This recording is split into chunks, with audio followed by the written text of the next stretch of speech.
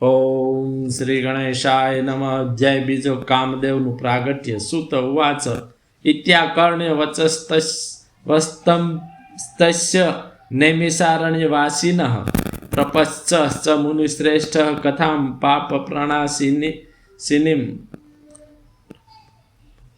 સુત બોલ્યા, હે નૈમિષારણ્યમાં વસનારા મુનિઓ, એ પ્રમાણે તે બ્રહ્મનું વચન સાંભળી મુનિઓમાં શ્રેષ્ઠ નારદે પાપનો નાશ કરનારી કથા બ્રહ્માને પૂછી.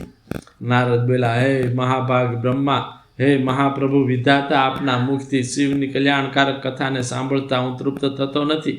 આથી હે વિશ્વના કરતા બ્રહ્મદેવ, સતીની કીર્તિથી યુક્ત અને પવિત્ર શિવનું એ સર્વ દિવ્ય ચરિત્ર હું સાંભળવા ઈચ્છું છું, તે આપ કહો.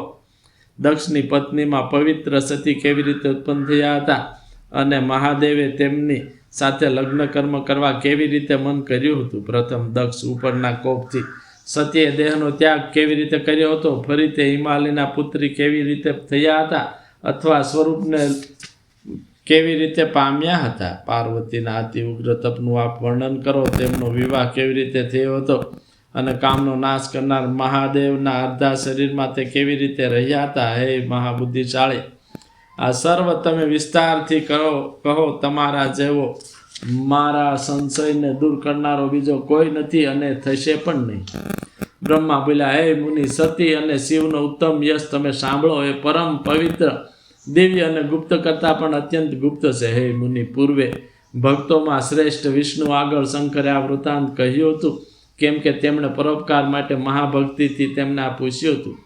હે મુનિ શ્રેષ્ઠ, તે પછી શિવ ભક્તોમાં શ્રેષ્ઠ અને ઉત્તમ બુદ્ધિવાળા તે વિષ્ણુને પણ મેં પૂછ્યું હતું, ત્યારે તેમણે વિસ્તારથી અને પ્રેમથી તે વૃત્તાંત કહ્યું હતું. તેથી શિવ અને પાર્વતીમાં યશવાળી અને સર્વ ઈચ્છિત ફળ આપનારી તે પુરાતનની કથા હું તમને કહીશ.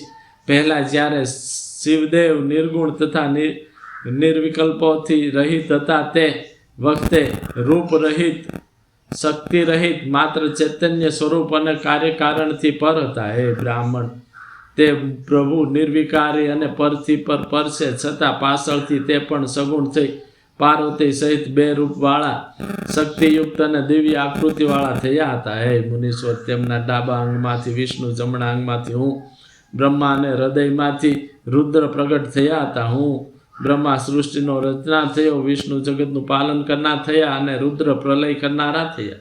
એમ એક જ સદાશિવ ત્રણ પ્રકારે થયા છે, તેમનું જ બરાબર આરાધન કરી હું બ્રહ્મા લોકોનો દાદો થયો છું અને મેં દેવ, દાનવ અને મનુષ્ય વગેરે સર્વ પ્રજાને સર્જી છે.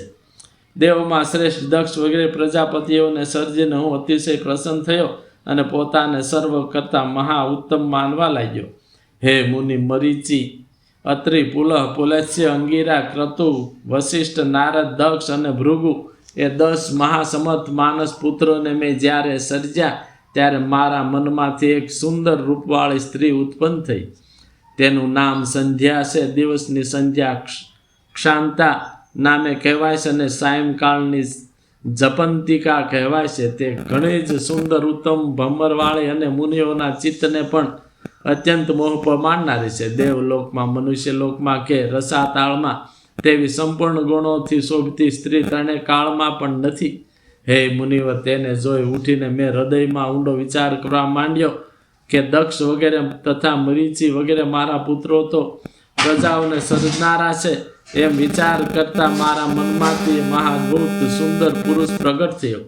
તે સોના જેવી કાંતિવાળો, પુષ્ટ છાતીવાળો, સુંદર નાકવાળો, સુંદર અને ગોળ સાતળ કેટ તથા જાંગવાળો, કાળા વાંકડિયા વાળવાળો, એકમેકને અડેલી બંને ભમરવાળો, ચપળ, પૂર્ણ ચંદ્ર જેવા મુખવાળો, કમાડ જેવી વિશાળ ઉત્તમ છાતીવાળો, રૂવાટા રૂપી કમળોથી શોભિતો, ઐરાવત હાથીના જેવા આકારવાળો, પુષ્ટ કાળા સુંદર વસ્ત્રોવાળો, થોડા લાલ હાથ, આંખો, મોઢું, પગ તથા નખવાળો, પાતળી કેડવાળો, સુંદર દાંતવાળો, મંદોન્મત્ત હાથીના જેવી ગંધવાળો, પ્રફુલ્લ કમળથી પાંખડી જેવા નેત્રોવાળો, કેસર જેવા ગંધથી નાકને તૃપ્ત કરનારો, શંખ જેવી ડોકવાળો, માછલાની નિશાનીવાળો, ઘણો જ ઊંચો મગરના વાહનવાળો, 5 પુષ્પોરૂપી હથિયારવાળો, પુષ્પરૂપી ધનુષ્યથી સુશોભિત, મનોહર કટાક્ષો ફેંકવા માટે બંને આંખોને ભમાવતો, સુગંધી પવનવાળો અને હે તાત શૃંગાર રસથી સેવાયેલો હતો. તે પુરુષને જોઈ દક્ષ વગેરે તે મારા બધા પુત્રો